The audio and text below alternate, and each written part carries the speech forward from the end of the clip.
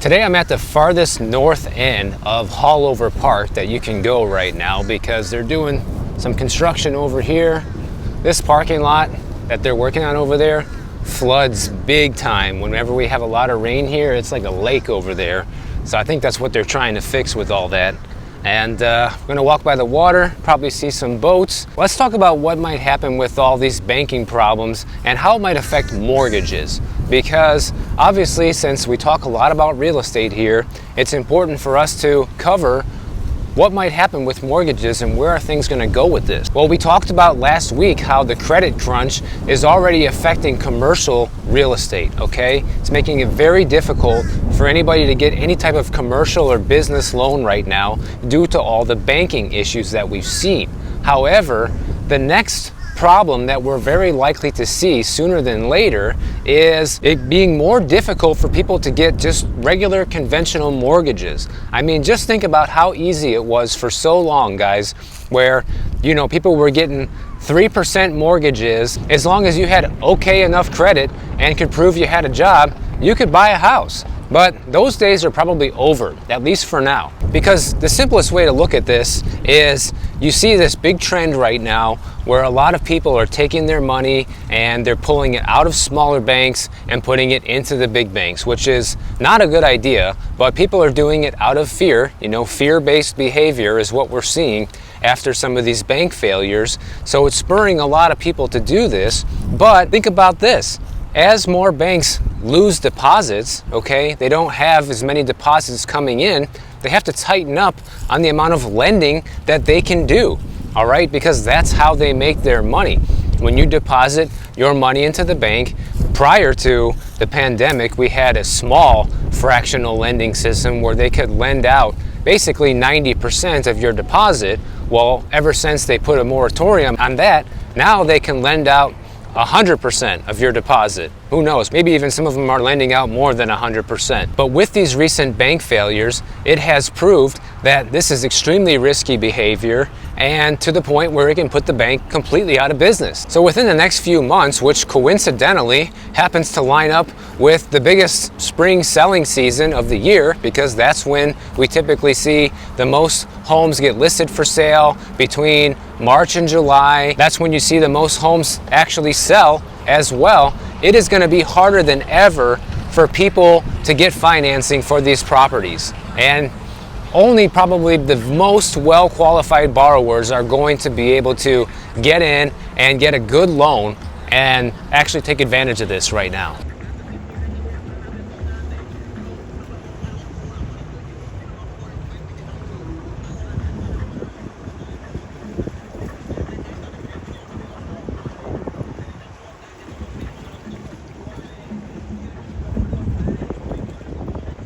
But the thing that's really going to make this more severe than a lot of people are anticipating is that this is not going to just affect mortgages, guys. It's going to affect refinancing availability. It's going to affect people that want to get new HELOCs. It's going to affect people that want to refinance a remodel or something like that in their home. People that want to buy cars, people that want to finance buying furniture, like whatever people finance, this is likely to impact it very soon. And for the smart ones anyhow, it's probably also going to make a lot of people stop and think like, hey, wait a minute, maybe I shouldn't be going out and making these major purchases right now at such an uncertain time. And whether that's going to happen or not has yet to be seen, but I think most people who are level-headed are probably going to second guess any sort of big purchase that requires financing at the moment, especially when they look at how expensive that financing is going to be. And one thing to keep an eye on the most here is, where is the 10-year treasury going to go? Is it going to keep dropping? And if it does, is it going to pull mortgage rates down with it? And is that going to be enough to get people to go back out there this home buying season and do crazy things like offer over asking price and get into bidding wars and do things like this, waive inspections and all of that? I think anything's possible, because one thing that I have definitely learned since I started making these videos for you guys is that no matter what you think's going to happen, something different can always happen. Things just never really go the way you think it's going to. We can sit here and talk about predictions all day long, but at the end of the day, no one really knows.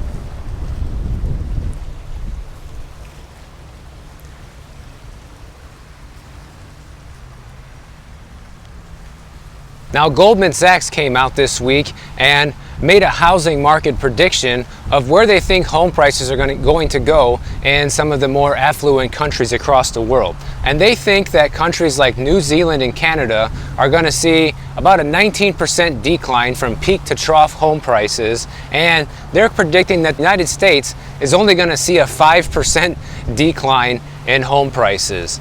And when I read this, guys, honestly, I had to just laugh, because I honestly don't know why they think it's only going to go down by 5%. Their argument in this article of that reasoning is because the US is one of the only places that has 30-year fixed mortgages, so a lot of people were able to lock in these lower interest rates versus many of these other countries like the UK and Canada and New Zealand, Australia, where it's way more common to have shorter term mortgages that, readjust every few years, basically an adjustable rate mortgage. While I do think that us having more stable mortgages here in the US than many other places has helped prop things up a lot, I also think one thing that's helped prop things up a lot as well has been the fact that obviously the world still runs on the US dollar.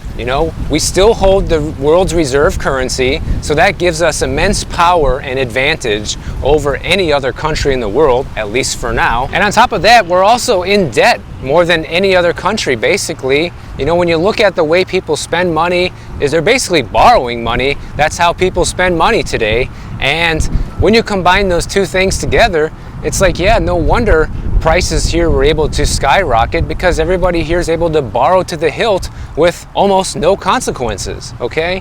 But once again, this credit crunch and these banks tightening up lending standards likely to change all that very soon. And really the only thing they have to back up this claim from Goldman Sachs as well, saying that this is going to continue, that the US is only going to see a 5% decline in home prices, is the low inventory, guys. And honestly, it's kind of getting old hearing the low inventory argument, because yes, I do understand that inventory has been historically low for a while, and that definitely helps keep home prices up. But it's not going to stay like that forever, guys. People do need to move, and they want to move. How many people hold on to their homes for 10 plus years? Not that many. Most people that buy end up buying something and trade up within 5 or 6 years for the most part. And the ones that don't and hang on to it longer are kind of the oddballs, really. And then of course Goldman Sachs comes in and says, well, there is one wild card factor to all this, and that is the recent banking crisis that basically happened after they probably formed this prediction. And they said, oh, well, maybe this can change things. Like, yeah, no kidding, guys. The banking crisis, the recession, unemployment, all of those things have the power to change the direction of all of this. But I think that you just have all these media outlets that want to see these bullish predictions come out on the daily to make people feel more assured about the direction that things are headed. Because if they don't do this, then whatever's left of who's out there buying at the moment is likely to completely disappear if they don't have faith that things are going to continue going strong. You got Goldman Sachs here basing their predictions as if it's business as usual right now, that interest rates are still 3 or 4% and everyone is still earning more money than the rate of inflation, and people are doing great, guys. And that's totally the opposite of what's actually happening. You have inflation still a huge problem, that wages are not keeping up with the rate of inflation so far. And on top of all of that, the Fed predicts that unemployment is going to rise by 1.5 million more people being unemployed by the end of this year. So how is any of that good? And how does any of that back up this argument that the housing market is just going to keep going up forever, essentially? A 5% decline is a drop in the bucket, let's be real. But you know what, guys? I don't have a vested interest in what happens or what doesn't happen. I'm just here to give you guys the latest updates, and I'll give you my thoughts and opinions on it. But ultimately, this could go any direction at any point, because as we've seen just in the first couple months of this year, that there are so many things that can just pop up and happen out of the blue that you don't expect, that can completely change the game. The most recent thing being the banking crisis, and the latest thing coming after that is the credit crunch. But the Fed might be in luck from all of this, because the silver lining to this banking crisis could actually end up being that this might help the Fed's fight against inflation, because it is now predicted by many economists that the latest rate hike increase combined with the banking problems is very likely to push us into a severe recession.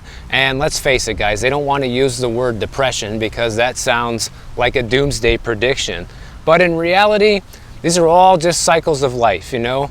I know a lot of you that watch my channel are older people and have seen things come and go, seen the country go through a lot of ups and downs, and you guys write me all the time in the comments saying, oh, we've seen this before, you know, this is just another cycle, it's gonna bust and then it'll boom again.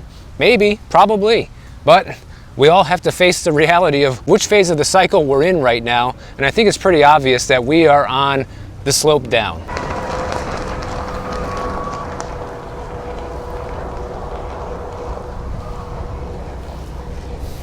Full throttle. Because right now it's predicted that the credit crunch and banks tightening up lending could be equal to 0.5 point interest rate hike without the Fed actually hiking rates further, which I think is actually true, because if people cannot get loans to finance things, then ultimately they can't buy stuff. And when they can't buy stuff, it causes a huge slowdown in the economy, guys. And unfortunately, all businesses, but particularly small businesses, are going to be disproportionately affected by this credit crunch, because they rely heavily on having access to credit in order to make things move forward on a daily basis in their business. And as the lending starts to dry up, this is not going to be good for many businesses. So in the end, all of this is just going to lead to lower spending, which will help reduce inflation, which in the end will be a good thing, but there's going to be consequences from it. Because the other thing to keep in mind is this banking crisis is far from over, okay? You have banks that are still lining up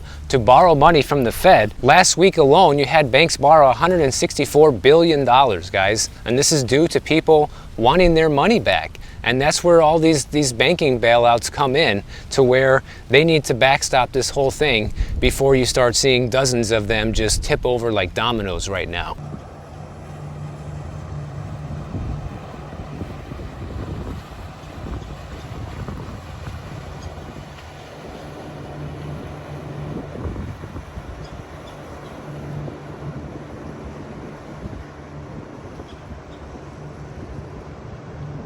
Now here's something that we haven't discussed in quite a while that is going to be rearing its head up again very soon, and that is the student loan debt. Because as you guys know, the student loan payments have been on hold for a very long time, and they haven't had to make any payments, okay? But that's finally set to end in August this year, depending on the decision from the Supreme Court, or it could even end a little bit earlier than that. And what this boils down to is 45 million Americans will need to start resuming their student loan payments. Now, how many people do you think that have these student loan payments are actually saving that money to put towards their student loans? I mean, my guess, probably nobody. I'm guessing most people are taking the extra money and going out and having the time of their lives right now, and enjoying spring break and doing whatever they can to spend that money, because they don't have to spend it on the student loan debt. But once the bill starts coming due again, how many of these people are actually going to be able to make the payments, and how many are going to be paying on time? And according to the New York Fed data, the average student loan payment for a borrower who is not in deferment is about $393 per month. And assuming people start making that payment again, well, that means they're going to stop spending that money on other things. And that's almost $400 a month, and probably on the low end for some people, depending on how much student loan debt you actually have. We basically have this perfect storm coming all at once, seemingly, where there's so many different things that can slow down spending in the economy over the next several months. To me, all of this is a huge argument that the recession is already here, and the more prepared you are for it right now, the better off you're going to be. And the real interesting thing to look at right now is this chart with delinquencies with all different types of loans. And we can see that auto loans and credit card loans, as well as even mortgage loans, are starting to tick up in the amount of 30-day delinquencies. And student loans are at zero, basically, because how can you default on student loan payments when you're not required to make them? But it's going to be interesting to see where this is going to go once the student loan payments finally resume. All I can say, guys, is I hope if you have a student loan and you haven't been paying on it for the last few years, that when the payment does resume, that you're going to be able to afford the payment without going into further debt, you know? So get ready to continue making that payment, because some people think that they're just never going to have to pay it back. And there's been all this controversy about Biden having the student loan forgiveness and all of this. And even people that are getting that still have a massive amount of debt that needs to be repaid in many cases. So get ready to pay it back, because that hammer is going to drop very soon.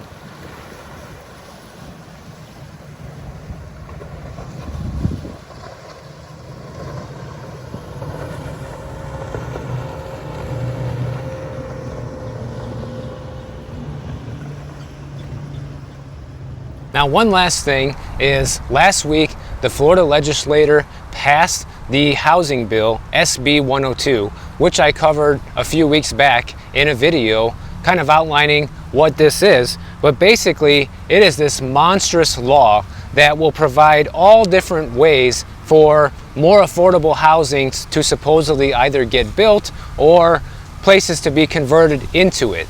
And just to give some of the highlights, I'm not going to read the whole thing that this bill does, but some of the most important things to note from this is it's going to create property tax exemptions for property owners that say they want to dedicate units to affordable housing to very low income people. Then you basically won't have a property tax bill anymore. It's also going to give property tax exemptions for nonprofit land, and they dedicate this land to low-income housing. This new law also encourages a lot of local governments to convert more of their public land over to being used for affordable housing. So you could even look at something like this, for example, this huge park that I'm in.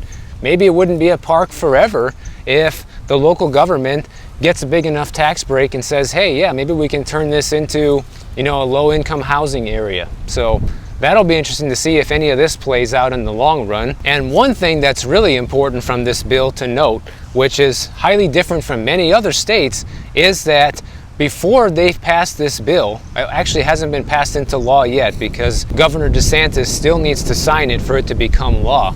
But prior to this bill, local governments could enact rent control if they were to declare a local state of emergency, okay? Well, this new bill will revoke that ability from all local governments. So once this goes into law, which it probably will very soon, then the possibility for any local city, town, or government in Florida will no longer be able to declare rent control for any reason, guys. So this is Florida's huge middle finger to rent control. They're implementing all these other things that are designed to increase housing affordability for people. Like I mentioned when I talked about this, I think in the end, it's all just going to make housing more expensive, not cheaper. But hey, that's my opinion, and we'll see. If you guys enjoyed this video, make sure you click the bell notification down below. YouTube will alert you every time I post a new video. And if you don't want to wait, check out my next one on the screen right over here, and I'll see you in the next one.